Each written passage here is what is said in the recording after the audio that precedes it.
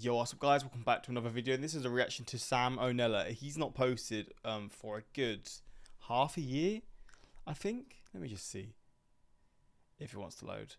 I mean, 10 months, more than half a year, goddamn. But you know, when he posts, it's always a good day, and even though based off the title, which is Zhang, Zongchang, the Dogmeat General, yeah, based on the title, I have no idea what this is actually about, other than the Dogmeat General.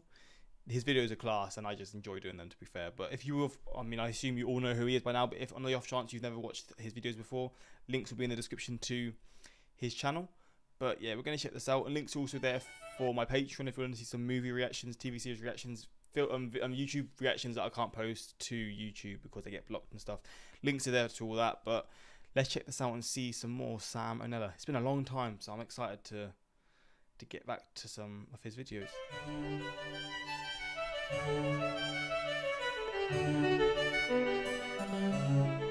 Hey kids, today I've got another character study for you all, a man known as Zhang. In 1881, Zongchang.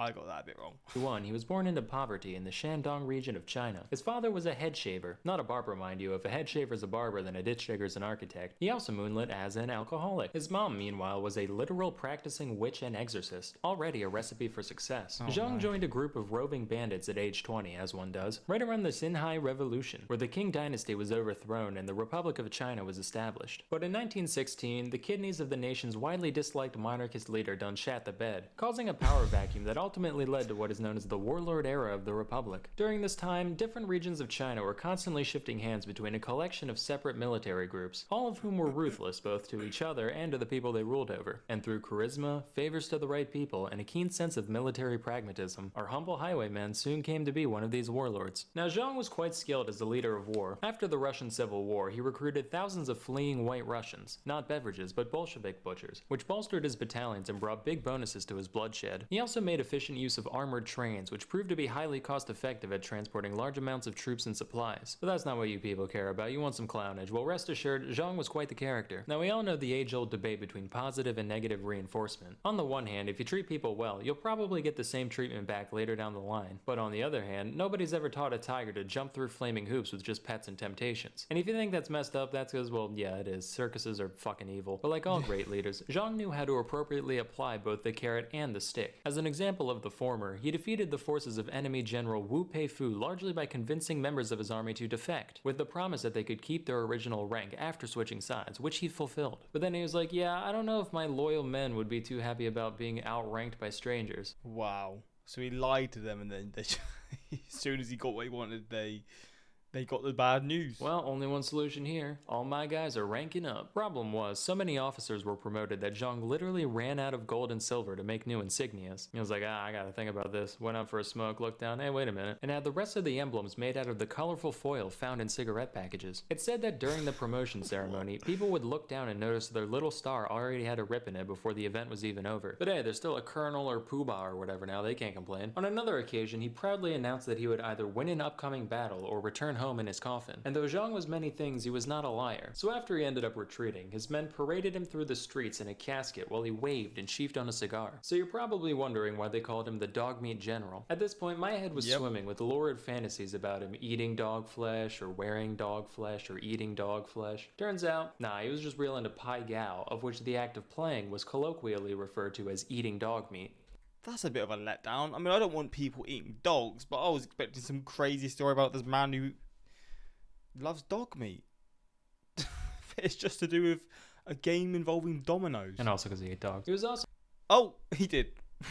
Wait, what? I gotta read that. Where is it?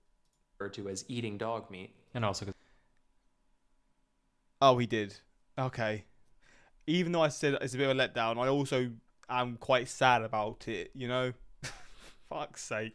He was also sometimes jokingly referred to as the three don't knows, since he didn't know how much money he had, how many concubines he had, or how many men were in his army. Well, funny, there was some truth to the nickname, which did sometimes cause issues. Some were minor. For one, he had a lot of trouble remembering the names of the 30 to 50 women of all nationalities in his harem, but he got around this by just assigning them numbers. Number 4 is real flexible, 27 makes a killer quiche, watch out for 14, she's a biter, and so forth. Other times, things got a little more dire. Later in his career, Zhang became the military governor of the province of Shandong, and while the warlord life suited him, domestic affairs were another story. Rampant human rights violations aside, the whole thing was just way poorly managed. For example, while Zhang did collect taxes on everything from theater performances to tobacco examination licenses, relatively little of his extortions went towards his war efforts or anything practical, with most of it being funneled into vanity projects and his own personal riches. So how did he fund his army? Well, for those playing at home, it's time to take a shot, because Zhang printed tens of millions of dollars worth of paper money in the form of military stamps with no reserve to back them up. Obviously, massive inflation ensued, but Zhang just said no, insisted the stamps had a 1-to-1 conversion with real money, and continued paying his men at the same rate.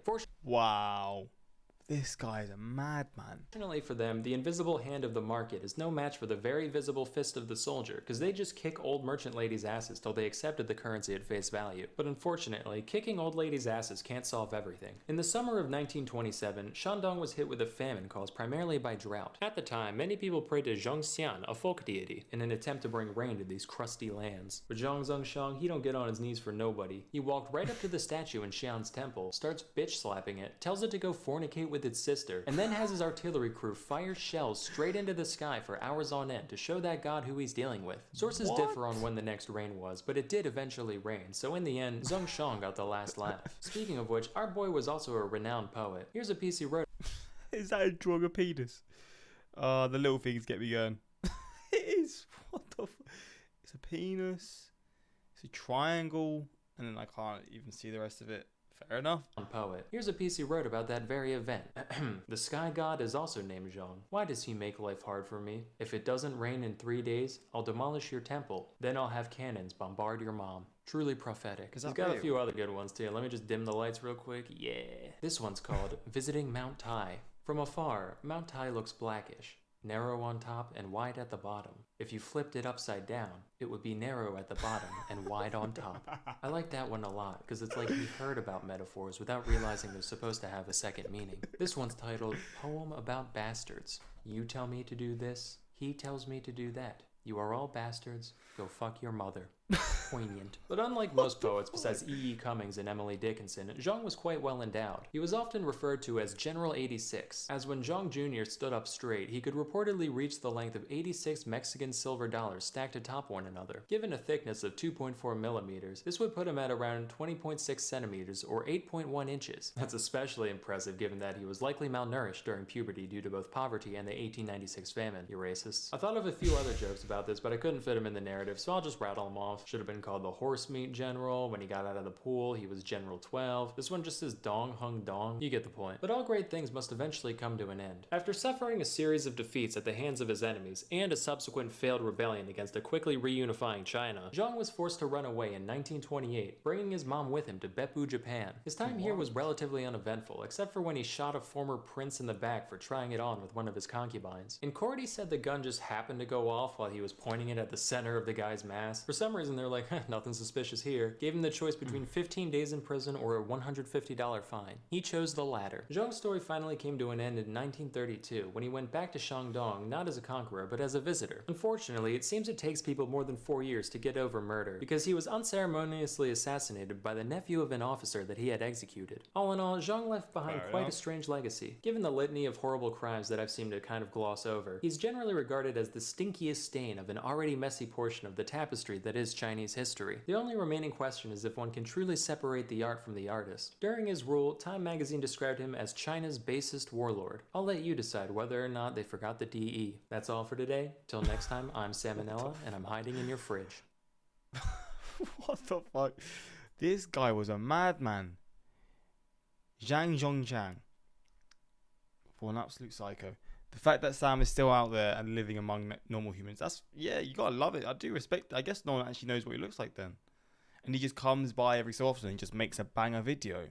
That's probably the dream, to be honest. He can just be unknown to people, but then he can do these videos and make a good living, have a very good job, be loved on the internet, but just live a normal life.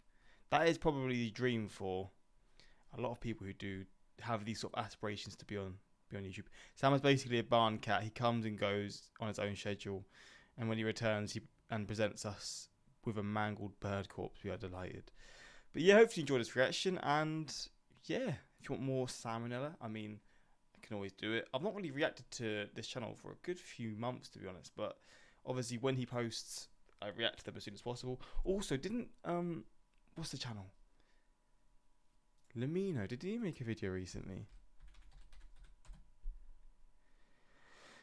Because they're like channels that I used to. Oh, he did. An hour and 40 minutes long. Oh my days. I mean, maybe I will do that. Maybe I won't. That's a very long video. Flipping hell. But it's on a topic that I'd be fascinated by. Just Damn. Well, I guess maybe that's a suggestion. Maybe if you want me to react to that, let me know in the comments. But hopefully you enjoyed this reaction. And yeah, until next time, like, subscribe, and peace.